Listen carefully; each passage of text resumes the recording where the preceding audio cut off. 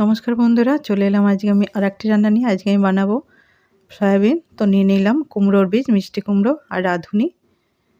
দিলাম কড়াইতে তেল। এরপর আমি ফোড়ন দেব রাঁধুনি, একটু ভেজে নেব রাঁধুনিটা। তারপর দিলাম শুকনো লঙ্কা, তেজপাতা। এরপর আমি দিলাম রাঁধুনি বাটা। রাঁধুনি আমি ছোটো চামচের 1 চামচ নিয়েছি। তারপরে দিলাম কুমড়োর বীজ বাটা, মিষ্টি কুমড়ো। এটাও আমি টেবিল চামচের 1 চামচ নিয়েছি। তো একটু কষিয়ে নেব। কষানো হয়ে গেছে।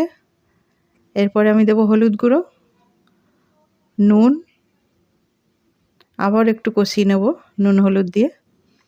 তো কষানো হয়ে গেছে। এরপরে আমি দিলাম ধনে গুঁড়ো, জিরে গুঁড়ো, আদা বাটা আর লঙ্কা গুঁড়ো।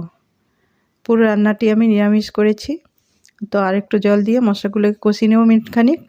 তো কষানো হয়ে গেছে। এরপর আমি দেব সয়াবিন আলু আমি আগে সিদ্ধ করে রেখেছিলাম। তো দিয়ে দিলাম সয়াবিন আলু, কষিয়ে নেব ভালো করে।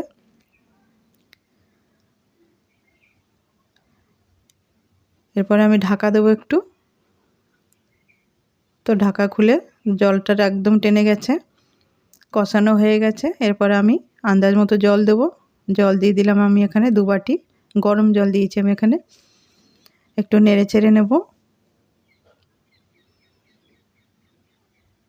এরপর আমি ঢাকা দেব 4-5 মিনিট। 4-5 মিনিট হয়ে গেছে। একটু নেড়ে চেড়ে নেব। তো আলু সয়াবিন সিদ্ধ হয়ে গেছে, যেহেতু আমি আগেই সিদ্ধ করে রেখেছি, বেশি সময় লাগে না। তো নেড়ে চেড়ে নিয়ে এরপর আমি দেব স্বাদ মতো চিনি। দিয়ে দিলাম চিনি, একটু নেড়ে নেব। তো রান্না হয়ে গেছে বন্ধুরা।